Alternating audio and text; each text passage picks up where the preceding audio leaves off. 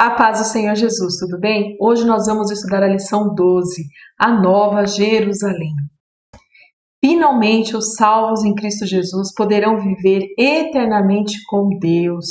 Não haverá a natureza adâmica agindo, não haverá ação maligna, não vai ter pecado, não vai ter morte, nós vamos viver em santa paz com Deus. Mas quem que vai poder viver nessa nova terra com Deus, né? Diz assim lá em Salmos 15: Senhor, quem pode ter acesso ao teu santuário? Quem pode permanecer em teu santo monte? Aí responde assim, quem leva uma vida íntegra e pratica a justiça? Quem de coração fala a verdade? Quem não difama os outros, não prejudica o próximo e nem fala mal dos amigos? Quem despreza os que têm conduta reprovável e honra os que temem o Senhor e cumpre as suas promessas mesmo quando é prejudicado? Ou seja, só vai morar com Deus eternamente quem tem uma vida íntegra, que segue o que está aí, que não prejudica o próximo, que não fala mal dos amigos, que fala de coração a verdade. Essas são as pessoas que vão morar eternamente com Deus. Para nós conseguirmos isso, o que a gente tem que fazer? Nós necessitamos orar, jejuar, ler a palavra, buscar estar em comunhão com a igreja, louvar a Deus.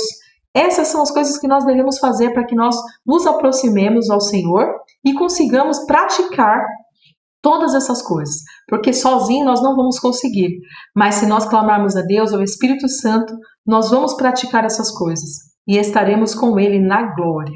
Amém? Vamos lá. Novo céu e nova terra. Lá em Apocalipse 21, do verso 1 ao 3, nos diz assim: Então vi um novo céu e uma nova terra, pois o primeiro céu e a primeira terra já não existiam, e o mar também não mais existia.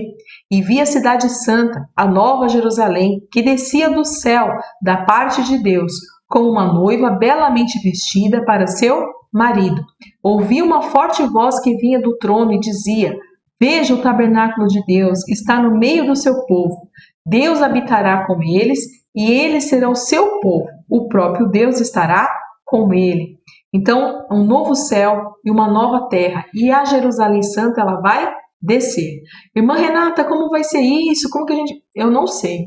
Eu só sei que vai ser um lugar maravilhoso. Novos céus e nova terra. A cidade santa é a Jerusalém, né? Será um lugar maravilhoso, planejado por Deus. O nosso Deus revela a João que a cidade será quadrada e de ouro. Seu muro será de jaspe, terá 12 portas, que representam Israel, os 12 alicerces, que representam a igreja.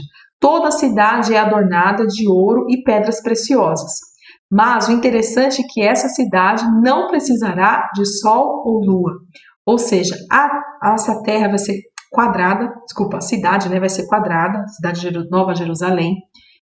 Vai ser de ouro, pedras preciosas, é algo que eu particularmente não consigo nem imaginar, né, como que é tantas riquezas, tanta beleza. E o que mais me chama a atenção é que não vai ter sol e nem lua. E por que isso vai acontecer? Vamos ver. Em Apocalipse 21, 23 diz assim: A cidade não precisa de sol nem de lua, pois a glória de Deus a ilumina, e o Cordeiro é a sua lâmpada. Então a glória de Deus, do Cordeiro, que é Jesus, a glória deles é que vai iluminar a cidade. Então não vai precisar de lâmpada, não precisa de sol, não precisa de lua, não precisa de nada disso. Ele só que vai iluminar tudo. Tamanha é a glória do nosso Deus. Em Apocalipse 22 diz assim: E não haverá noite, não será necessária a luz da lâmpada nem a luz do sol, pois o Senhor Deus brilhará sobre eles e reinarão para todo sempre. Vai ser um lugar muito assim, muita glória, um lugar brilhante, um lugar assim que a gente vai ter alegria, vai ter prazer de estar neste lugar. Vamos lá. Outro ponto muito importante é que o nosso Deus sempre se relacionou conosco e na Nova Jerusalém viveremos na plenitude desse relacionamento, onde viveremos na perfeita santidade. Se nós lembrarmos lá em Gênesis, quando Deus criou o homem, Adão e Eva, ele ia lá conversar com eles. Na viração do dia, o Senhor Deus ia conversar com Adão, ia conversar com Eva, porque ele queria uma interação. E ao longo da Bíblia, a gente vai vendo todo momento Deus conversando, Deus se relacionando com o homem, falando com o homem. Jesus mesmo veio à terra, largou toda a glória dele, estava aqui se relacionando conosco, né? No caso lá do pessoal da época que vivia ali. Hoje nós sentimos a presença dele, nós temos o Espírito Santo habitando em nós. Então o nosso Deus é um Deus que se relaciona com o seu povo. Só que lá vai ser a plenitude, porque aqui nós não conseguimos ver o Senhor, a gente não consegue abraçá-lo, a gente não vê o rosto do Senhor, a gente nem consegue. Por conta do pecado a gente não ia suportar. Mas lá a gente vai estar purificado, santos, totalmente santo, um corpo glorioso. Lembra que a gente falou nas primeiras aulas? Então vai ser algo assim extraordinário. Então vai ser diferente, a gente não vai apenas sentir, mas a gente vai poder ver, a gente vai poder abraçar o nosso Deus. Vamos lá. Não haverá lágrimas, ele lhes enxugará dos olhos toda lágrima, e não haverá mais morte, nem tristeza, nem choro, nem dor. Todas essas coisas passaram para sempre. Olha, a palavra de Deus nos diz que no mundo que nós vivemos, nós teremos aflições. Isso independe. É criança, é adolescente, é adulto, é ancião.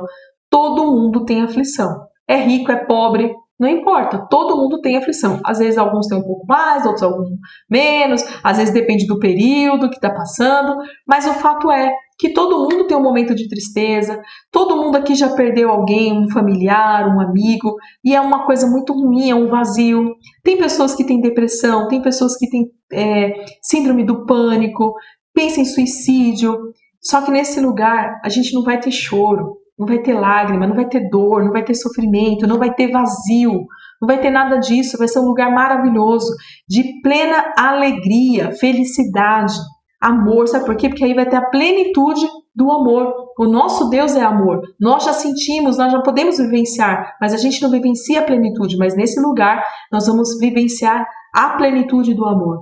E quando tem o amor, né, não tem essas coisas, não tem tristeza, não vai ter isso. Vai passar.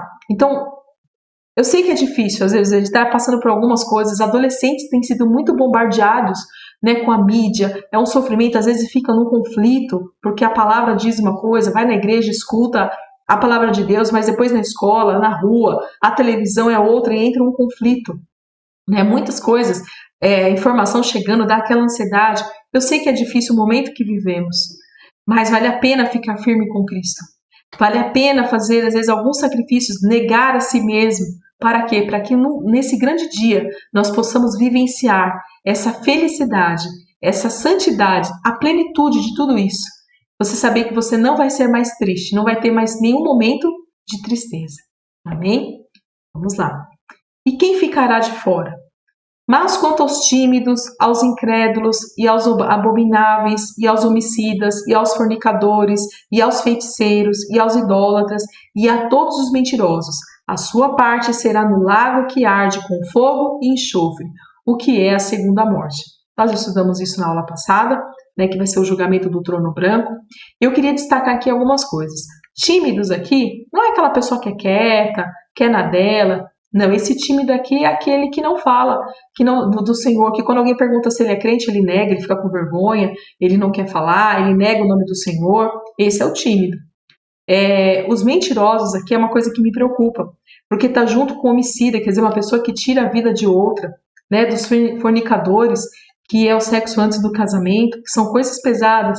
E aí tem pessoas que contam, às vezes, uma mentirinha, né? Só que pode ser uma mentirinha, mas mentirinha é pecado, não é pecadinho nem pecadão, é pecado. Tanto é que está no meio de tudo isso aqui. Então vamos vigiar, para nós não negarmos o nome do nosso Deus, para nós não sermos tímidos. Temos que ser prudentes, mas não tímidos. E não ser mentirosos, não contar nenhum tipo de mentira.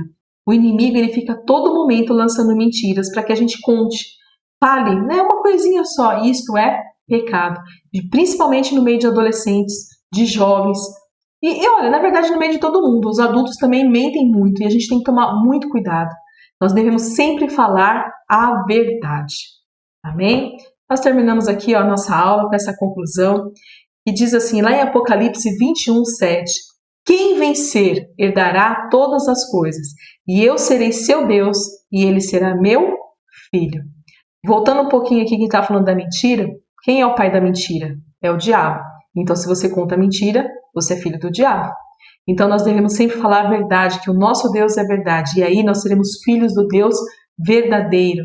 E vamos vivenciar todas essas bênçãos, tudo isso que o Senhor nos prometeu. Se nós formos fiéis a Ele, Ele vai nos dar essas bênçãos. Então, que Deus os abençoe e uma ótima semana.